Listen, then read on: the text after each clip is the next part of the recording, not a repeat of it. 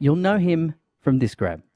Will you suck to fix this water problem? He said, Andy, if you will go down and suck Cunningham's who's the head of customs, and get him to clear all of the containers with water, you will save this festival. I drank some mouthwash, and I got into my car to drive across the island to take one for the team.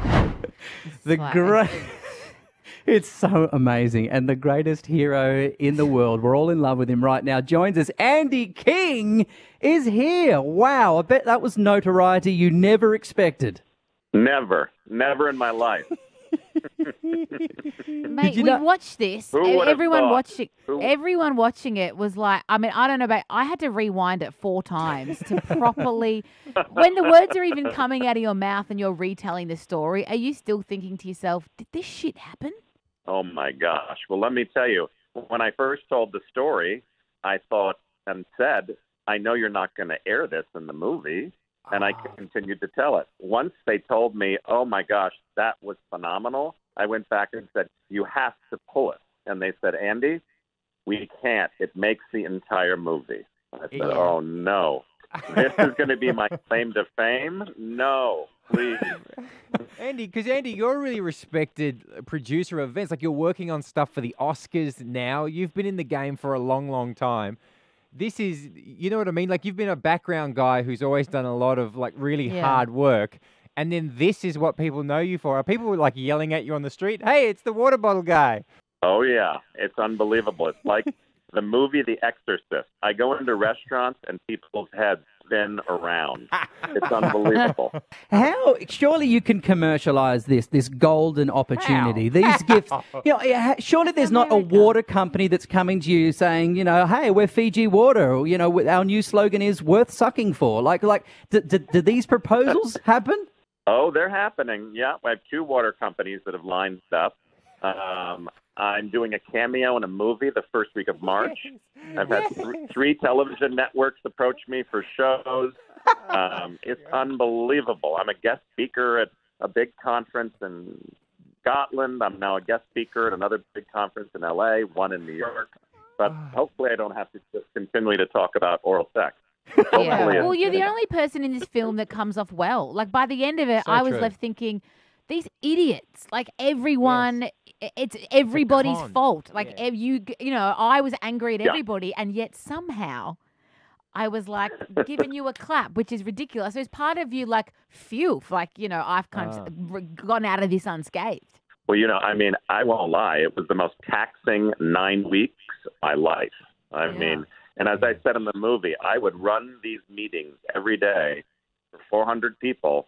And I would walk out of the meeting and burst into tears on my terrace going, holy shit, am I really going to pull this off? But every day, I mean, you guys know when you're producing any big concert or any big event, there's always things that go wrong. But in my 30 years, when that curtain goes up, everything looks perfect. And this was the first time that things were far from perfect. Well, it's amazing that I'm now this meme, which, of course, I thought were memes, but being this meme around the world of, you know, the ultimate team player. Yes, the king of loyalty, you know, and I'm thinking, but, you know, if we can demonstrate as older people and have the younger generation think it's cool to say, hey, you got to work your butts off. You've got to work hard. You've got to do what it takes to make something happen, then do it. But do you have to go that far, and does it take knee pads? Not usually. That's true. There's one final bit that makes you a hero too, mate, is the fact that you're raising money to pay off all the labourers who were left high and dry. So good on you, mate. You're an absolute champion. Thank you. Well, that was the whole reason for doing the documentary, was to try to create a vehicle to pay everybody back. Because as I alluded to in the movie, I was heartbroken. I got smuggled out of the Bahamas on a private plane. We waited till after dark. I was hiding in the back of a pickup truck. We drove out onto the runway, and off I went. And I felt pretty badly. But as all my advisors said, Andy, you're not Mother Teresa, and you are not going to fix this thing now. Now, Billy McFarland really was the mastermind behind it all. We don't, like, you know, people are saying he could face jail. Have you spoken to him? Has there been any contact? I haven't spoken to Billy since he's been in jail. And I have been in touch with his girlfriend, and I know she's in touch with him all the time. So I think he's faring okay. And, you know, at the end of the day, he's a young boy, a young guy that made a lot of mistakes. And he probably will come out of jail and start a few more companies and make lots of money again. Yeah, it's a mental. As far as I'm concerned, he's got a mental illness. Watching it, he is not in a normal state of mind, and he really does. I don't think he's trying to be mean and cheat people. I think he believes his own hype. He believes that these things are going to work and that he has the right to make money. It was incredulous to watch. Well, me as mentor to Billy for many years, I was in shock to watch the film and see the last part where he continued on to another business taking money from people. I couldn't believe it.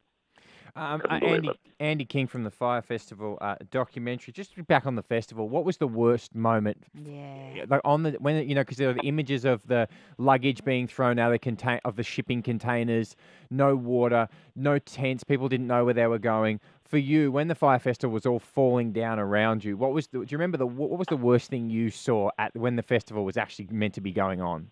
I think 2 days before, as you all know, a major storm came in, and it created havoc all over that island. And that next morning, the morning before all of the attendees were to arrive, I drove through the village at 5 o'clock in the morning, sick to my stomach, when I saw half of the tents had blown over, all of the bedding was wet, all the carpet was ruined. At that point, I thought, there is no way we're going to make this work. It was totally heartbreaking.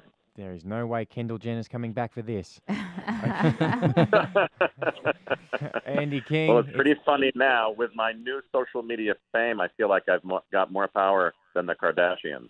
Here we go. And they got famous in a similar way. All right, Andy, thank you so much for your time. You're very welcome, guys, and thanks for the positive shout-outs.